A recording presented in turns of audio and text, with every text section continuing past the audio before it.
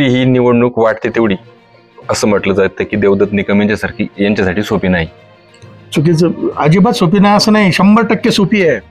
याचं तुम्हाला ज्वलंत उदाहरण देतं. हा आजचा इतिहास नाही, बॅकड्रॉप आंबेगाव तालुक्याचा बॅक इतिहास पहा. 2002 साल आठवा. कुमार हिंगे एक सर्वसामान्य शिक्षकाचं पोरग, 1 रुपया खिशात नाही. स्वतः विद्यमान आत्ताचे सहकार मंत्री, त्यावेळेला एज्युकेशन मिनिस्टर होते, मंत्री होते. त्यावेळेला खासदार नसणारे खासदार हे आंबेगाव तालुक्याच्या भीमाशंकर सहकार कारखान्याचे चेअरमन होते. गावच्या सरपंच पदापासून मार्केट कमिटी, खरेदी विक्री संघ, पंचायत समिती, जिल्हा परिषद, टॉप टू बॉटम यांच्या सगळ्या संस्था होत्या. आणि मी ज्या मतदारसंघाचं प्रतिनिधित्व करतो ते अवसरी बुद्रुक पारगाव जिल्हा परिषद गट, हा दिलीप पाटलांचा गड, बालेकिल्ला त्यांचं गाव त्याच्यात. आणि त्या गावामध्ये 2002 साली मी सिंहाच्या जबड्यातनं ते जिल्हा परिषद पद काढून घेतलं. हे सर्वसामान्यांच्या गोरगरिबांच्या जीवावर क्रांती घडवायची होती म्हणून. यांच्याकडे पैसा नव्हता, काय नव्हतं, सगळं होतं ना, संपत्ती बाय हू करकोक. त्यावेळेचा पवार इन्स्पेक्टर इलेक्शनच्या काळामध्ये रिझल्ट लागल्यानंतर कुत्र्यासारखं मारलं या माणसाने लोकांना. त्यांना इलेक्शन मधला रिझल्ट पचवता आला नाही. कालच्या 1 वर्षापूर्वीची उदाहरण घ्या. स्वतःच्या गावामध्ये स्वतःच्या पक्षाचा सरपंच नाही निवडून आणता आला. तशीच निवडणूक आहे का तुम्हाला म्हणायचं? तशाच पद्धतीची सुप्त प्रचंड लाट आहे. आणि जनता जनार्दन ही लाट किती पैशांचा मिशन, किती जेवणावळी घालू द्यात, दिलीप पाटलांचा 100% डॉलरा कोसळल्याशिवाय राहणार नाही. ही 100% काळ्या दगडावरची पांढरी रेघ आहे. ही 2002 ची राजकीय क्रांती जशी घडली त्यावेळेला 3 जिल्हा परिषद सदस्य अविनाश राणेंच्या नेतृत्वाखाली निवडून आले. चुकून पंचायत समिती वाचली, केवळ जर चुकून, हे रेअर मधली रेअर गोष्ट आहे की जर यांनी प्रचंड धनसंपत्ती प्रत्येक मतदाराला 5-5 हजार रुपयाचे पाकिट जर पाठवली तरच हे डॉलर यांचं वाचलं, अदरवाईज नाही वर. आणि लोकांनी 5-5 हजार नाही 10,000 घ्यावेत. यांच्या काही काबाड कष्टाचे नाहीत, घामाचे नाहीत. यांनी अवैध मार्गाने कमवलेल्या संपत्तीतच ते तुम्हाला पोहोचवणार आहेत. जनतेने जरूर पैसे घ्यावेत, परंतु एका शेतकऱ्याच्या पुत्राला आणि प्रचंड दिलीप पाटलाचाच विश्वास असणाऱ्या देवदत्त निकमांना 100% निवडून द्यावं, आणि देतीलच असा माझा प्रचंड आत्मा. तर सर्वच चर्चेत असलेला आंबेगाव शिरूर विधानसभा मतदारसंघ जो आहे त्याच्यात वळसे पाटलांचा जवळजवळ 1990 पासून जर पाहिलं तर पूर्ण दबदबा राहिलेला आहे. ह्या दबदब्यात जर पाहिलं तर एक बरेचसे मास लीडर चेहरे होते, एक राजकीय मोरे, ते बरेचसे दबले गेलेले. त्याच्यात आता सपोज विजय आढारे असतील, स्वर्गीय नाना गाडे असतील, कैलासबा काळे, स्वर्गीय वसंत बालेराव असतील, स्वर्गीय अविनाश राणे असतील, रमेश कुमार हिंगे असतील, राजाराम बानखिले असतील, सुरेश भोर असतील, बरेचसे राजकीय चेहरे त्यांच्या ह्या 35 वर्षाच्या राजकारणात दबले गेलेले आहेत. त्याच्यातीलच एक जुनं जाणतं व्यक्तिमत्व कुमार हिंगे म्हणून प्रसिद्ध असणारे ते आज आपल्याबरोबर आहेत. त्यांच्याबरोबर आपण थोडे आत्ताची जी राजकीय समीकरण आहेत याच्याविषयी चर्चा करतोय. नमस्कार. नमस्कार सर. आता जी शरद पवारांची सभा झाली, ह्या सभेचा आत्ताच्या राजकारणावर काय इम्पॅक्ट होईल? कारण बऱ्याच जणांचं ह्या सभेकडे लक्ष होतं, विरोधकांचंही होतं आणि समर्थकांचंही होतं की पवार नेमकं काय बोलतं. पवार नेहमीच तोलून मापून बोलतात, डायरेक्ट कधी बोलत नाही. पण ह्यावेळी त्यांनी स्पष्ट ते शब्द त्यांचा गद्दार असा उल्लेख केला. बरोबर आहे तुमचं म्हणणं. परवाची जी नामदार शरदचंद्रजी पवार साहेब यांची जी सभा झाली, त्या सभेला जो एक जनसमुदाय लोटलेला होता, महिला होत्या, तरुण कार्यकर्ते होते, पत्रकार बंधू होते, सर्वसामान्य शेतकरी होते, हे स्वयंस्फूर्तीनं आलेली मंडळी होती. त्यांना कुठल्याही पद्धतीची साधनं पुरवलेली नव्हती. आणि साहेब आल्यानंतर जो काही जनतेतनं घोषणांचा उद्घोष झाला शरद पवारांच्या नावानं, याचं एकमेव कारण की शरद पवार साहेबांनी राजकारणामध्ये जेव्हापासून सुरुवात केली, मला चांगलं आठवतंय की मी 1978 साली त्यांच्याबरोबर पहिला स्टेज शेअर केलेला कार्यकर्ता आहे. 1978 साली गावडेवाडीला ते आलेले होते. त्यावेळेला त्यांच्याकडं योगायोगानं जसं केंद्रातलं कृषी खातं होतं तसं महाराष्ट्राचं कृषी खातं होतं, गृहमंत्रीपदी होते. आणि स्वर्गीय आमच्या गावचे सुपुत्र नारायण शेठ हिंगे पाटील हे त्यावेळेला खरेदी विक्री संघाचे चेअरमन होते. त्यांचेच व्याही सातगाव पठारचे सावंत पाटील हे एक प्रशस्त मोठे आसामी होते आणि नारायण शेठचे स्वतः चेअरमन असल्या कारणानं नाफेडच्या द्वारे सिमल्यावरून जे बटाट्याचं बियाणं आपण आणतो खरेदी संघाच्या माध्यमातून विक्रीला, ती बियाणे आणलेली होती. त्यातले 100 कट्टे स्वतः नारायण शेठ हिंगे यांनी लावलेले होते आणि सावंत पाटलांनी पण पठारावर 100 बियाण्याची पोती लावलेली होती. परंतु दुर्दैव असं की त्यातल्या बियाण्यातलं एकही बोरी उगून आलेली नाही. आणि त्यावेळेला मी नेमकं ग्रामपंचायतमध्ये नवीन कार्यकर्ता, तरुण कार्यकर्ता म्हणून निवडून आलेलो होतो. क्रेज होती आणि शरद पवारांची सभा आहे म्हणून त्या सभेला स्वतः स्वर्गीय दत्तात्रय गोविंदराव वळसे पाटील हे होते, मी होतो, जुनी मंडळी होती, नारायण शेठ होते. आणि त्या सभेमध्ये नारायण शेठने मला प्रश्न विचारायला लावला नामदारांना की मग तुम्ही या राज्याचे कृषी मंत्री आहात आणि मी या संघाचा चेअरमन होतो, एवढी 100 पोती, 200 पोती आणि अनेक शेतकऱ्यांनी बटाटे लावले, त्याचं तुम्ही कॉम्पेन्सेशन देण्यासाठी कुठल्या पद्धतीची भूमिका घेणार आहात. तर त्यावेळेला मी बोलत असताना मला विद्यमान मंत्र्यांचे पिताश्री बोलू देत नव्हते, पाय दाबत होते, कुमार तू बोलू नकोस. परंतु ज्यावेळेला सभा संपली आणि सभा संपल्यानंतर पवार साहेबांच्या लक्षात आलं की तरुण पोरग काहीतरी एक चांगल्या पद्धतीने खरं बोलतंय, तर त्यांनी मला जवळ घेतलं, खांद्यावर हात टाकला आणि म्हटले, बाळ तुला राजकीय भविष्य चांगलं आहे, तू शेतकऱ्यांच्या प्रश्नाबद्दल मी मंत्री असताना एवढ्या तरुण वयात धाडसानं तू बोलतोय, ठीक आहे आमच्याकडे काही धोरणं चुकली असतील परंतु तुम्ही मला चांगली दिशा दिली, योग्य सल्ला दिलात, त्यामुळे मी शेतकऱ्यांच्या पायामध्ये ताकद निर्माण करण्यासाठी असं जे काही आकस्मिक नुकसानं होतात ती नुकसान भरपाई करण्यासाठी काहीतरी आम्ही योजना राबवू आणि त्याचा परिपाक म्हणून त्यांची संपूर्ण संसदीय आणि महाराष्ट्रातल्या राजकारणातली कारकीर्द तपासून पाहिली तर एकमेव देशाचे कृषी मंत्री असे होते की ज्यांनी कृषी क्रांती घडवली. त्यांच्या काळामध्ये त्यांनी अनेक धरणं केली, त्यांच्या काळामध्ये त्यांनी अनेक MIDC उभे केल्या, त्यांच्याच काळात श्वेतक्रांती झाली, त्यांच्याच काळात हरित क्रांती झाली, फळबाग योजना, द्राक्ष असतील, डाळिंब असतील, यांना ऊर्जितावस्था प्राप्त व्हावी, शेतकऱ्यांना धन प्राप्त व्हावं म्हणून त्यांना अनुदान देण्याच्या भूमिका शरद पवारसाहेब स्वतः शेतकरी पुत्र असल्यामुळे ते हे गेलं.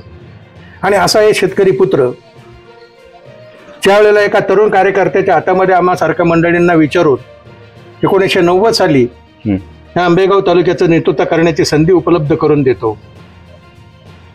ज्या जेनेटिकल बापानं आपल्याला जन्म दिला त्या मार्गीय दत्तू पाटील वळशांचे आपण चिरंजीव, हा तुमचा एक जमेचा भाग आणि शरदरावांचे रूम पार्टनर, राजकारणातले परममित्र म्हणून दत्तात्रय गोविंदराव वळसे पाटील यांची ख्याती होती. आणि आपल्या मित्राचा मुलगा त्यांनी स्वतःच्या राजकीय ट्रेनिंगसाठी तिथे पाठवलेला होता म्हणून सर्वांना ज्ञात आहे, मी त्यावर जास्त बोलणार नाही कारण स्वीय सचिवापासून त्यांनी कारकिर्दीला सुरुवात केली हे आपल्या सगळ्यांना माहिती आहे. मी 78 साली राजकारणात आलो, 84 साली सरपंच झालो आणि दिलीप पाटील 90 साली पहिले तिकीट आणून घेण्यामध्ये 5 लोकांमध्ये मी होतो आणि तेव्हापासूनची ती आजतापर्यंतची नॉन ब्रेकेबल कारकीर्द आपण पाहतोय. मग ज्या जन्मदात्या बापाचा फक्त तो आमदारांचा पुत्र आहे एवढंच क्वालिफिकेशन, पण संपूर्ण राजकीय ताकद देण्याचं काम ज्या शरदचंद्रजी पवार साहेबांनी केलं आणि राजकारणाच्या उतरत्या वयामध्ये आयुष्याच्या शेवटच्या टप्प्यामध्ये स्वतःच्या जन्मदात्याच्या मुलीला पवार साहेबांनी जेवढं दिलं नाही तेवढं दिलीपरावांना दिलं.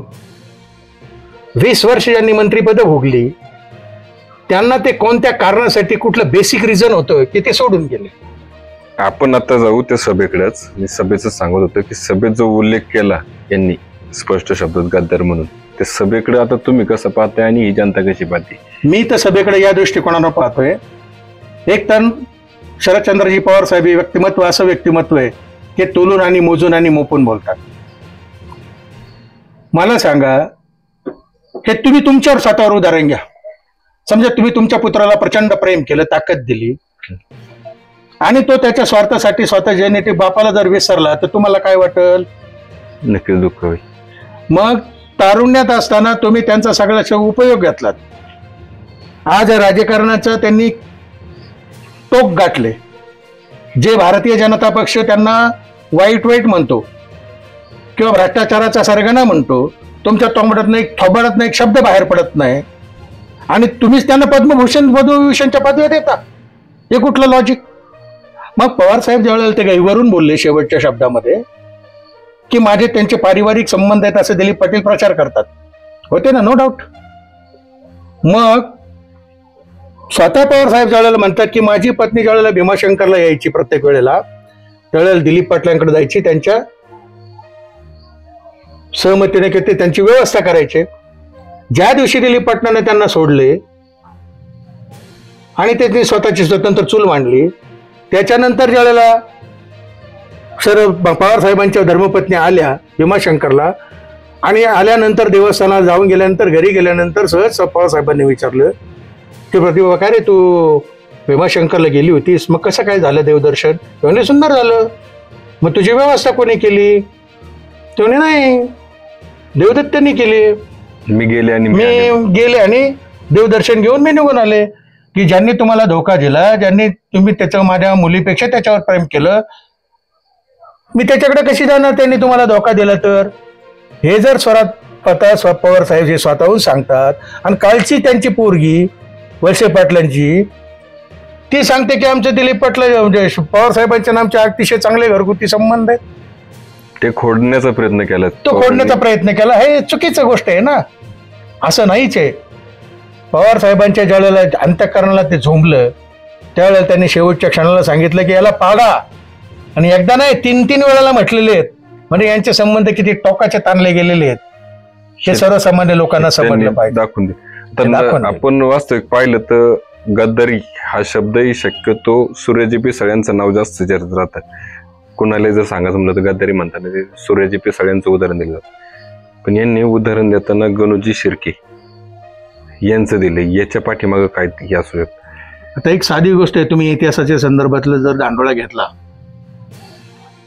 तर माझी बौद्धिक क्षमता मला असं सांगते की जर गणोजी शिर्क्यांनी संभाजीराजांना बेबनाव करून जर कधी पकडून दिलं नसतं तर आज आपण ज्या महाराष्ट्रामध्ये राहतोय त्या महाराष्ट्राचं राजकीय चित्रच वेगळं असतं.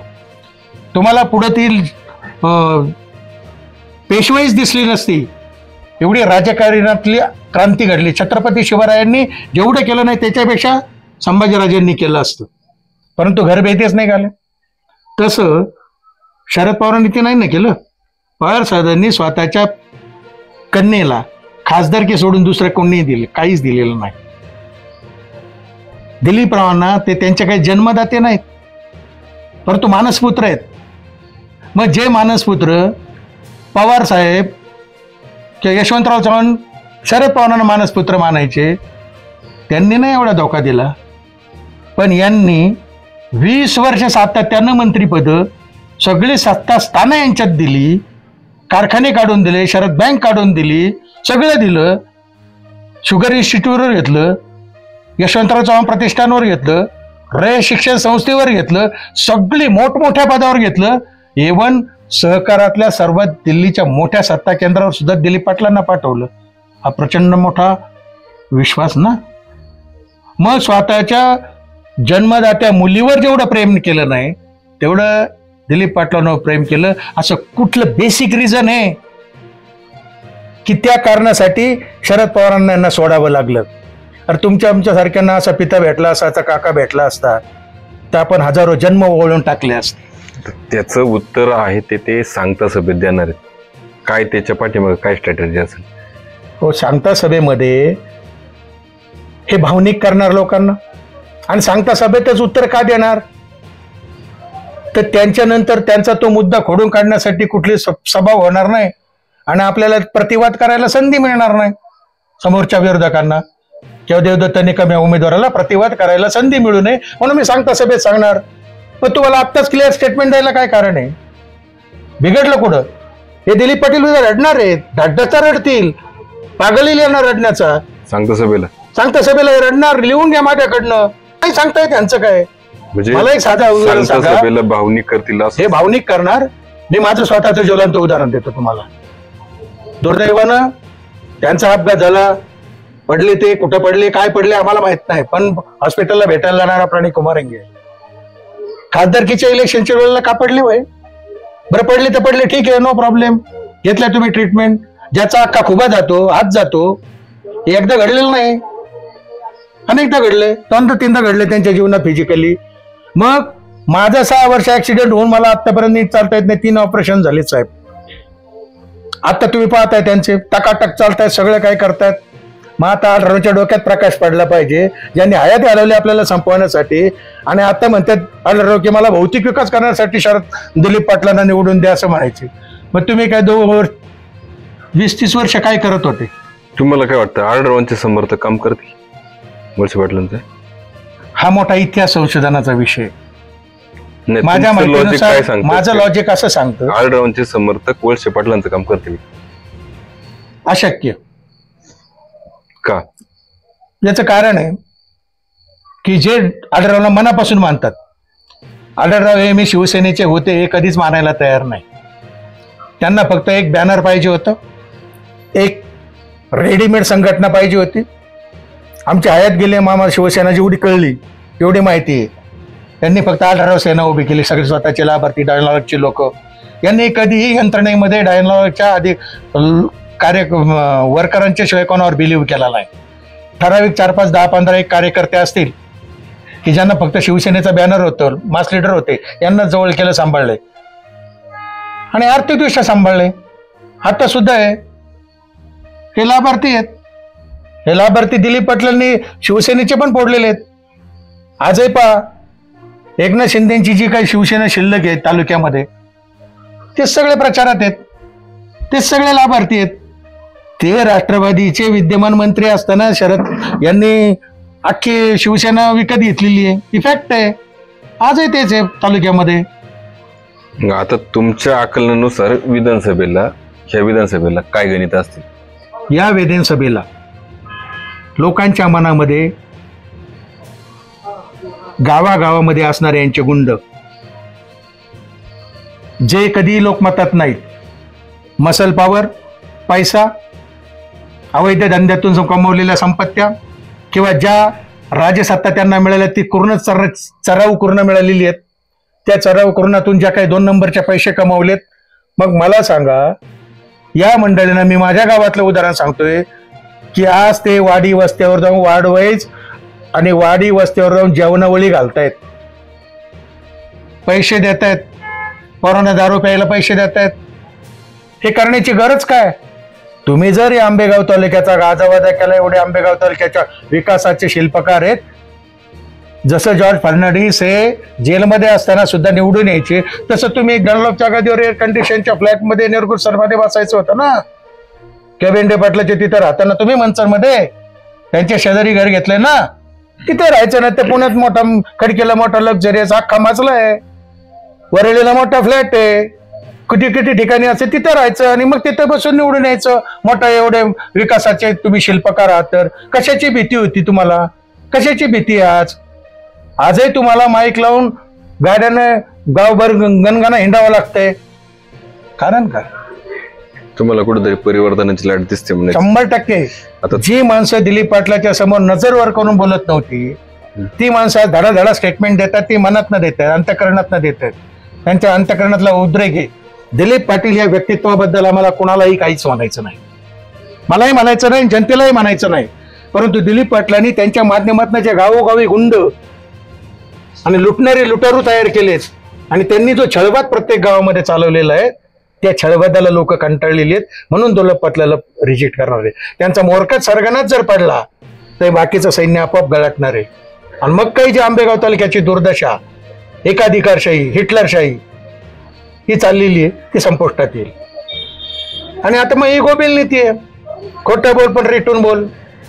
मला सांगा, तुम्ही पत्रकारिता करता मंडळी, तुमच्या बुद्धी प्रामाण्यवादाला हे पटतंय का की ज्या माणसानं 35 वर्ष या तालुक्याचं नेतृत्व केलं, 20 वर्ष राज्यसत्ता भोगली, सगळ्या गव्हर्नमेंटच्या पैशांनी ना, आजारी पडले तरी यांचं पण इंजेक्शन गव्हर्नमेंट पुरवते, प्रवास करायचं तरी गव्हर्नमेंट देते, खाणं पिणं गव्हर्नमेंट पुरवतंय, यांना कसल्याची ददात आहे?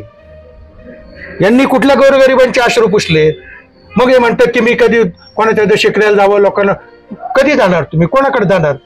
तुम्ही तर कारखान्याची गाडी दिलती ना कार्यकर्त्यांना. समजा आमच्याच गावातला एक कार्यकर्ता शांतानु तुकाराम हिंगे पाटील, शेजारच्या गावडेवाडीचे ज्ञानेश्वर गावडे, कैलासवासी जयशिंगराव वळसे पाटील, कारखान्याची गाडी, कारखान्याचं डिझेल, कारखान्याचं पेट्रोल, त्याच गाडीवर तुमच्या वतीनं दशक वळसे पाटलांच्या नाराजीपेक्षा त्यांचे जे स्थानिक कार्यकर्ते त्यांच्यावरच्या कार्यकर्ते. नाराजीचा रोष वळसे पाटलांना जास्त होणार असं म्हणतात. 100% पाडणार. वळसे पाटील, मी प्रामाणिकपणे सांगतो, त्यांचा काय माझा बांधा शेजारी बांध नाही, तुमचाही नाही, कोणाचंच नाही. परंतु त्या एका कवचाखाली, एका संरक्षणाखाली ट्रिमेंडस लोक जनतेचा होतोय, ट्रिमेंडस लॉस तरुणांचा होतोय. हे गावगुंड येणार, पॅराशूटनी उतरणार, निवडणुकीच्या काळात येणार, पैसा वाटणार, दादागिरी करणार, गुंडगिऱ्या करणार, एज्युकेशन संस्था हायजॅक करणार, तिथं नको ते धंदे करणार, करप्शन्स करणार, आणि परत सकाळी येऊन संत तुकाराम, संत ज्ञानेश्वरांचे उदाहरण देऊन फार मोठ्या व्हाईट कॉलर मध्ये लोकांना सांगायचे प्रयत्न करणार. हा विरोधाभास लोकांच्या लक्षात येतो, आलेला आहे. त्याचा फटका बसेल, त्याचा 100% फटका बसणार. आणि सगळ्यात मोस्ट, हे दोन लबाड कोल्हे एकत्र आले, आढळराव आणि दिलीप पाटील, याचा फटका अजून जास्त जबरदस्त फटका बसणार. आणि तुम्ही ओपनली स्वतः बोलताय, जनता नाही सांगत, जनतेच्या मनामध्ये. तुम्ही जर जाहीर सभेमध्ये सांगताय की आढळराव पाटील, मी तुम्हाला उमेदवार पुरवित होतो, भाग्य माना माझं, माझे आभार माना, हे स्वतः दिलीप पाटलांचं स्टेटमेंट आहे, कुमार अंगेचं नाही. आढळराव घालत असतायत आणि मग पुष्टी धरतायत की कल्पनाताईंना तुम्ही माझ्या विरुद्ध उभं केलं. त्यावेळेला कल्पनाताईला तुम्ही का उभं केलं? कारण मला माहिती आहे ना, त्यावेळेला सुरेश भोरांना IB फॉर्म मिळालेला होता, फॉर्म पण भरलेला होता. हा, सुरेश भोरेंनी बंडखोरी केली नव्हती त्यावेळेला बंडखोरी केलेली नव्हती. पण सुरेश भोरा सारखा एक यंग जनरेशन मधला पोरगा शिवसेनेच्या तिकीटावर जर उभा राहिला तर आपल्याला निवडणुकीमध्ये आपलं पानिपत होईल हे माहिती होतं, म्हणून सांगून हा उद्योग केलाय. दोघांनी एकत्र मिली बघत तुम्ही तुमचं तिकीट मागून घ्या. मग आता ऐन वेळेला कोण तयार होणार? तर आपण पैशावाले गब्बर सिंग आहेच. शरदराव पवारांनी तर तुम्हाला कारखाना डायनॉलॉगच्या माध्यमातून संरक्षण खात्यातून मोठमोठी कॉन्ट्रॅक्टर मिळून दिली, तुमच्याकडे कच्चून पैसा होता. म्हणजे आता तुमच्या म्हणण्यानुसार जर झालं तर म्हणजे कल्पनाताई विरुद्ध वळसे पाटील, अरुण गिरे विरुद्ध वळसे पाटील आणि राजाराम बानखिले विरुद्ध वळसे, हे तिन्ही लढती या खेळीमेळीच्याच होते. सरळ सरळ गणित आहेत आणि खेळीमेळीचे होते असं मी नाही मानणार. कारण सुरेश भोरांमध्ये गट्स होते, राजाराम बानखिलेमध्ये पण गट्स होते. परंतु कधी काळी हे दिलीप पाटलांचे लाभार्थी होते, त्यांनीच त्यांना मोठं केलेलं होतं, म्हणून ती एक मिश्किल टिप्पणी होती. मग आता जर अरुण गिरे असतील, नंतर राजाराम बानखिले असतील, कधी काळी तुम्ही म्हणताय तुमच्या भाषेत ते लाभार्थी होते, आता तसेच मग देवदत्त निकम पण तिसरे उमेदवार नसतील कशावरून? नाही, यांच्यात फरक काय? मग डिफरन्स भयंकर आहे. काय सांगतो ना तुम्हाला. सुरेश भोरांना कुठल्या लाभार्थ्याचं पद नव्हतं मिळालं, ते ओरिजिनल विरोधकच आहेत. इंटरनल काय असेल आपल्याला माहित नाही, त्यांचे संबंध दिलीप पाटलांशी तो संशोधनाचा विषय. पण तो वर्करनी दिसताना तर त्यांचं कॅरेक्टर ब्राईट दिसतंय. तर आता राहिला राजाराम बानखिलेंचा विषय, ते दिलीप पाटलांच्या बरोबरच होते, परंतु त्यांना असं कुठलं पद दिलेलं नव्हतं की जो इकॉनॉमिकली स्ट्रॉंग होईल आणि उद्याचा आपल्या आंबेगाव तालुक्याच्या आमदारकीच्या निवडणुकीमध्ये फायटर होईल. त्यांचा कुठेतरी स्वाभिमान दुखावला गेला. त्यांच्यापेक्षा फालतू कार्यकर्त्यांना ताकद देणारा आणि एका मनसर शहरातला एक लार्जेस्ट मोठ्या पॉप्युलेशन मधल्या शहरातला एक प्राध्यापक उमेदवार जर आपल्या विरोधात आला तर फार मोठा आपला तोटा होईल ही भीती होती. म्हणून त्यांना मोठी पदं कधी दिली नाहीत. ती इलेक्शन होती, पण ती लोकांनी का नाकारली? ते दिलीप पाटलाच्या वलयाखालीच होते. हा एक सायकोलॉजिकल मेसेज होता. तसंच अरुण गिरेंचं होतं की ज्या तालुक्यात त्याचे 2-4 घर आहेत, स्वतःची 5-25 मतं नाहीत. वास्तविक पाहता त्यांनी दिलीप पाटलांना सोडायचं काहीच कारण नव्हतं. माझ्याकडे जेव्हा ते आले आणि मी पक्ष सोडतोय, शिवसेनेत जातोय असं म्हटलं, आता मी आमदार केला, असं करणार तसं करणार, मला तिकीट मिळणार, 10,000 कार्यकर्ते माझ्या बरोबर येतील. त्यावेळेला मला त्यांनी प्रश्न विचारला होता, कुमार अंगे मी घेतलेला निर्णय कसं? म्हटलं ऍब्सोल्युटली रॉंग निर्णय. म्हटलं दिलीप पाटलांनी तुम्ही कुठे निवडून आणलं, तुम्हाला जिल्हा परिषदेला निवडून आणलं, जिल्हा परिषदेचा उपाध्यक्ष केलं, याच्यापेक्षा काय करायला पाहिजे होतं? त्यात आणि ह्या उमेदवारीत खूप फरक आहे, जबरदस्त फरक आहे. अभ्यास करा. जर देवदत्त निकमांच्यामध्ये भ्रष्टाचाराची मुळं असती, वाईट कामाची प्रवृत्ती असती, तर 10 वर्ष सतत कंटिन्यू त्यांना चेअरमन ठेवण्याचं काहीच कारण नव्हतं. सगळ्या सूचना दिलीप पाटलाच्याच तंतोतंत तो मांडणारा प्रामाणिकपणाचा कार्यकर्ता होता. इकॉनॉमिकल कुठले अधिकार होते का नाही, हा देवदत्तांना तुम्ही त्यांचा इंटरव्ह्यू घेऊन विचारा. परंतु ॲज पर माय नॉलेज, माझं स्वतःचं अभ्यास असं सांगते की हे दिलीप पाटलाच्या एक सुईचा खरेदी करायचा निर्णय त्यांच्या हातात होता. त्यांनी सांगितल्याशिवाय काही दिलीप देवदत्तजींनी केलेलं नाही. मध्ये भ्रष्टाचार न करता तोट्यात गेलेला कारखाना ऊर्जितावस्थेत दाखवण्याची एबिलिटी त्या कार्यकर्त्यामध्ये दिसली. हा कुठेतरी आपल्यापेक्षा उत्तम प्रशासक, उत्तम कार्यकर्ता, एज्युकेटेड आहे, हायली क्वालिफाईड आहे, चारित्र्य संपन्न आहे, तो उद्या आपल्याला धोकादायक ठरेल म्हणून बाजार समितीच्या माध्यमातून त्यांचा पत्ता कट करण्याची भूमिका घेतली. परंतु जेवढा काळ त्यांना सत्ता भोगण्याचा मिळाला मार्केट कमिटीमध्ये, तर त्यांनी सुंदर पद्धतीची महाराष्ट्रामध्ये 1 नंबरची मार्केट कमिटी, हे गुणवत्तेचंच लक्षण आहे ना.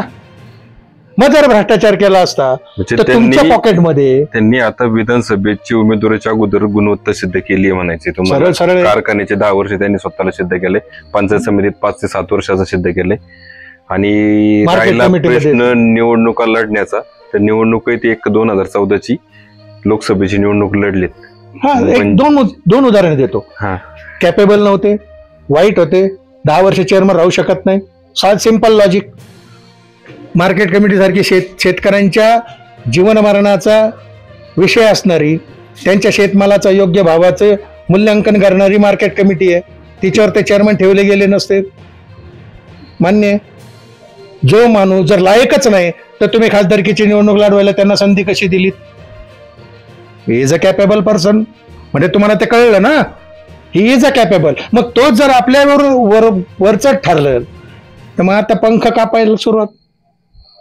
तर ते पंख कापायला सुरुवात व्हायला आणि आताच झालेलं राजकीय स्थित्यंतर, म्हणजे हे राजकीय स्थित्यंतर कुठेतरी देवदत्त निकम यांच्या पथ्यावर पडले. पथ्यावर नाही पडलेलं. मग कदाचित जर यांनी चुकीचा निर्णय घेतला नसता. हा, म्हणजे आजही मी तुम्हाला ओपनली चॅलेंज घेऊन सांगतो की जर दिलीप पाटलांनी दुर्दैवी निर्णय घेतला नसता, अजितदादांच्या बरोबर ते गेले नसते, तर महाराष्ट्रामध्ये 1 नंबरच्या प्रचंड लीडनं दिलीप पाटील निवडून आले असते. ही काळ्या दगडावरची रेग होती. नाही, तेच कुठेतरी देवदत्त निकम यांच्या पथ्यावर पडले. 100% पडणारच ना. म्हणजे त्यांना कुठेतरी खोडण्याचा ज्यावेळी प्रयत्न होत होता, कदाचित बाजार समितीची निवडणूक झाल्यानंतरही ते 2 ते 2.5 महिने ते शांतच होते. पण कुठेतरी हे झालेलं राजकीय स्थित्यंतर, ज्या वेळेला तुमचा आत्मसन्मान दुखावला जातो, तुम्ही अग्रेसिव्ह केव्हा होता, विरोध केव्हा करता? ज्यावेळी आत्मसन्मान दुखावला जातो त्यावेळी. सरळ गणित आहे की माझ्याकडे गुणवत्ता आहे, योग्य वेळेला तुम्ही माझा योग्य वेळेला वापर करून घेतलाय, म्हणजे यूज अँड थ्रो सारखीच भूमिका आहे ना. मग आम्ही तुम्हाला कधी विरोधच केला नाही आणि मग तुमची काही मक्तेदारी आहे का? उलट माझा आम रयतेला जे मतदार आहेत त्यांना माझी प्राणपणाची विनंती आहे की तर जर तुम्ही लोकशाहीच्या माध्यमातून या सरंजामशाह सातत्याने एकाच कुटुंबामध्ये कंटिन्युअसली ठेवणार असाल, तर उद्या ब्रह्मदेव जरी जन्माला आले, महात्मा गांधी जरी उद्या जन्माला आले, तरी नेवर क्रांती नाही घडणार कधी. तुम्हाला बदल घडवणं ही काळाची गरज, नैसर्गिक नियम आहे, ती परिवर्तन हे झालंच पाहिजे. आणि मग आम्ही दिलीप पाटलांना किंमत कधी दिली असती? कधी दिली असती? बरोबर. की जर त्यांनी देवदत्तच्या डोक्यावर आशीर्वाद ठेवला असता, देवदत्त तू कारखाना चांगला चालवला, मार्केट कमिटी चालवलीस, आढळरावच्या पाटलांच्या विरोधात तू खासदारकी लढवलीस, माझ्या शब्दाची किंमत राखवली, अरे मी 35 वर्ष भोगली तुम्हा कार्यकर्त्यांच्या जीवावर, एक वेळ माझा एक कार्यकर्ता जर आमदार झाला असता तर मला गगनभेदी आनंद झाला असता. अशा प्रकारची भूमिका या मंडळीने घ्यायला हवी होती. परंतु नाही. अनटिल द डेथ, मरेपर्यंत हे सत्ता सोडणार नाहीत. हे सत्ता पिपासूच आहेत. आणि म्हणून हा रयते ना करण्याचा विषय, हे मतदारांचा वन आहे. म्हणून मी 18 तारखेच्या त्यांच्या भाषणाचं वेटिंग करतोय. 18 तारखेच्या भाषणाची जशी तुम्ही प्रतीक्षा करताय तशी सर्वांना त्या भाषणाची प्रतीक्षा आहे. आणि सर्वच ते काय बोलणार आहेत, कदाचित आता यांना वाटते की ते त्यावेळी भावनी करण्याचा प्रयत्न करतील. कारण त्यांच्याकडे जर पवारांनी त्या दिवशी जे आरोप लावले त्याच्यावर जर त्यांच्याकडे उत्तर होतं, त्यांनी अगोदर पण द्यायला हवं होतं.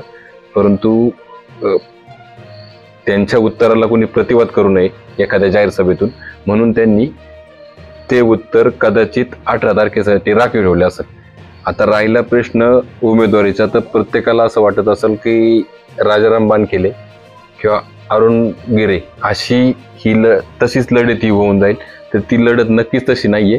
कारण त्यांच्याबरोबर आता तरी त्यांच्याच बरोबर सहकार्य असलेला देवदत्त निकम हे जरी उमेदवार असतील तरी ते 10 वर्ष सलग भीमाशंकर सहकारी साखर कारखान्यावर त्यांनी स्वतःला सिद्ध केलंय. त्यांनी पंचायत समितीत कृषी उत्पन्न बाजार समिती सभापती पदी राहूनही तिथे स्वतःला सिद्ध केलंय. काही काळ सुरुवातीला ते सरपंच होते, तिथेही त्यांनी सिद्ध केलंय. आणि राहिला प्रश्न निवडणुकांचा, तर एक कृषी उत्पन्न बाजार त्याच्यात पोटनिवडणुकी झाल्यामध्ये ते फक्त विरोधी पॅनलमधून एकमेव निवडून आलेत. ही लक्षात ठेवण्याजोगी बाब आहे. आणि राहिला पाहिजे अजून एक निवडणुकांचा अनुभव म्हटलं तर ते लोकसभेही 2024ची लढलेत. म्हणजे दिसतंय तेवढी लढत ही वळसे पाटील यांच्यासाठी नक्कीच तेवढी सोपी नाही. मी विनोद, तुम्ही पाहत राहा पॉलिटिकल खिचडी.